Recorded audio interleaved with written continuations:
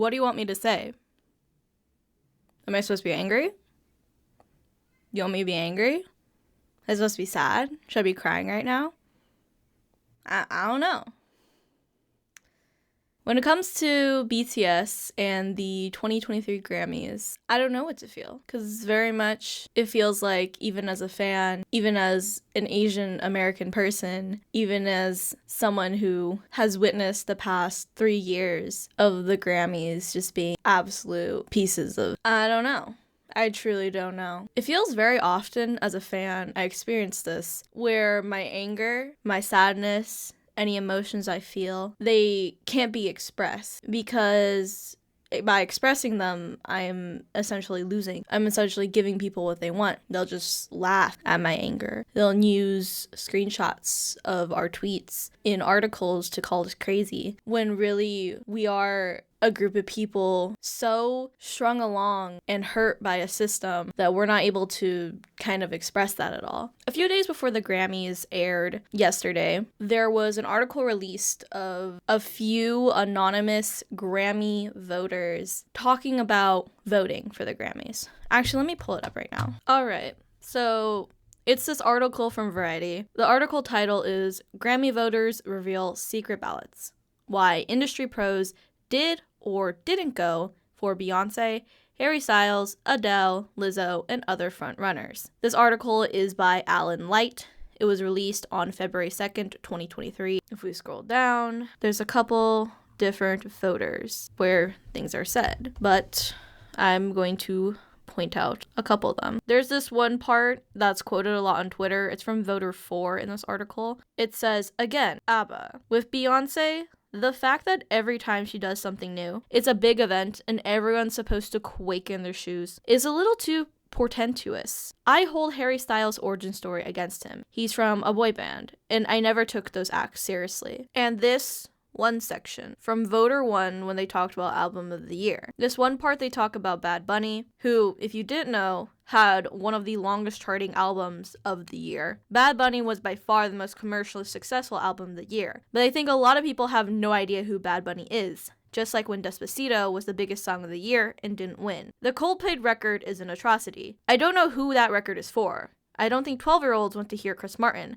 and I definitely don't think Coldplay fans want to hear BTS and Selena Gomez. In both these instances, it just sucks, because music is not recognized for its commercial success with Bad Bunny. Bad Bunny is a musician. He's an artist. He may do that art in Spanish and not English, but that does not diminish his art in any way. It must diminish it for the Recording Academy and the voters in there who somehow think that because it's in Spanish, it's not like a true record. What are they even doing votes on if they're not going to do it off of commercial success? If they're not going to do it off commercial success, are they going to do it on artistry? Do they even know the message behind My Universe? Have they ever cared to read any of the lyrics?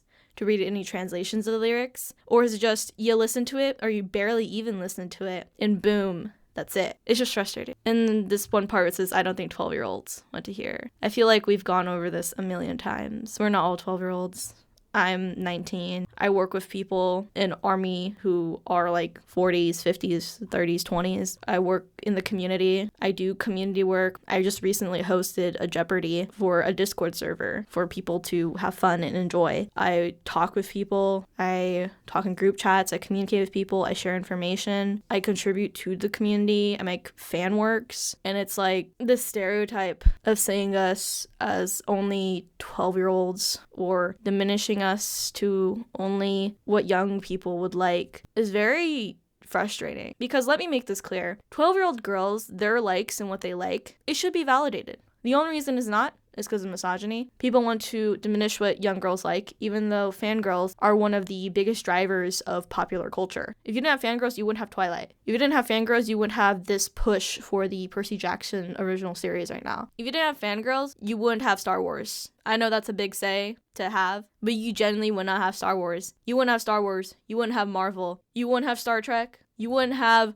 so many of these fandoms, so many of these groups of people to generate billions of dollars for TV, for music, for movies. You would not have that if you didn't have fangirls. So why diminish them all the time? Of all these things, fangirls give viewership. Fangirls actually care about the content and want to engage with it. You want the general public to like it, they're not gonna engage with anything. They're gonna be like, oh, nice TikTok with this song. Like, move on with their day. A fangirl will go out and buy that musician's music. They'll engage with the musician. They'll go to concerts. They'll go to fan meets. It's this whole thing. It's a whole economy on fan behavior and fan work and fan labor. And so many people just don't get it. They just don't get it because they're just blinded by this misogyny of hating women and just hating anything women like. And like, what's up with this like hatred for Bad Bunny just because he speaks Spanish, man? Are we not like acting like the Recording Academy is treating other languages as second class when it comes to English? I wonder why. Maybe it's because a majority of the Recording Academy is run by people who only speak English. And I wonder why so many awards only go to white people. It's because a majority of the Academy is only white people. And I wonder why so many of those awards only go to men. It's because a majority of the Academy is only men. So when you're arguing on Twitter, when you're arguing with other people, if you're an ARMY and you're mad about Unholy winning, if you're mad at Harry Styles winning, if you're mad about this and that, if you're getting mad at each other's fan bases, getting mad at the artists themselves, you're getting mad at the wrong people. It really genuinely is the Academy, the system, that is pitting us all against each other to make each other mad and to deal with all this fallout afterward. When really what we should be mad at is the Academy not awarding incredible POC artists, not awarding more artists who are trans, who are non-binary, who are queer. We should be mad at that. But for some reason on Twitter, we decide to hate on each other. And it's frustrating from my point of view because I love BTS so much and they are my everything. And I want to be happy about Unholy winning because it's a big win for the queer community. But there's also the question, too, of why haven't more queer artists won? Why haven't more Asian artists won? Why do we have to every year beg for scraps and beg for just an ounce of recognition? Why do we have to do that? It sucks so much because I love music.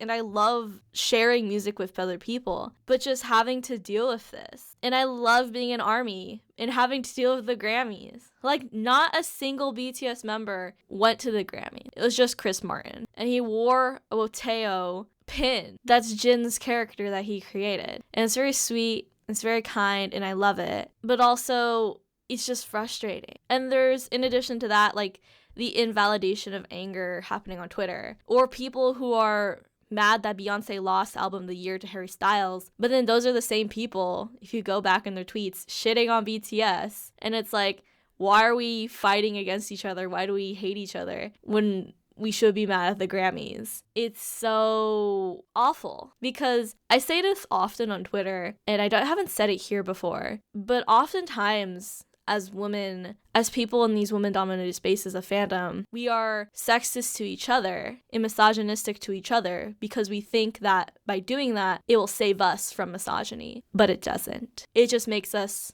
another person complicit with it. For example, this morning, there are people who were anime fans hating on BTS and saying, oh, these ARMYs are just overdramatic about them losing. Obviously, Unholy should win. And they think that by saying that, they're somehow being the bigger person. And they're somehow, in some way, sticking it to us that we're wrong for being upset about it. But really what they're just enforcing is a belittlement of our emotions. And this goes for other K-pop fandoms too.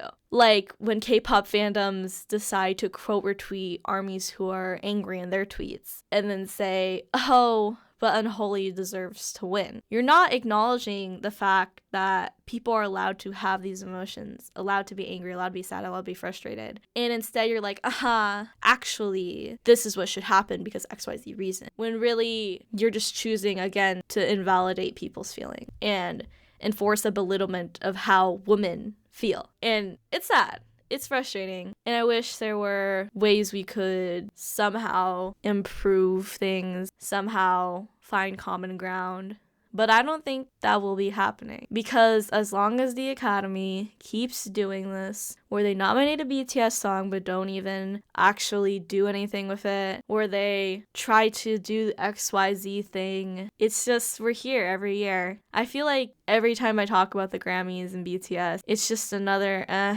thing to do, and it's tiring. I think last time I said I wouldn't talk about this anymore, but I feel like I should, for the purpose of the community. And I'm gonna try my best to do that, but I cannot promise you everything you want. But thank you for watching this video. And as always, I don't know. You can stay thoughtful, you can choose to not be thoughtful. Have a good day.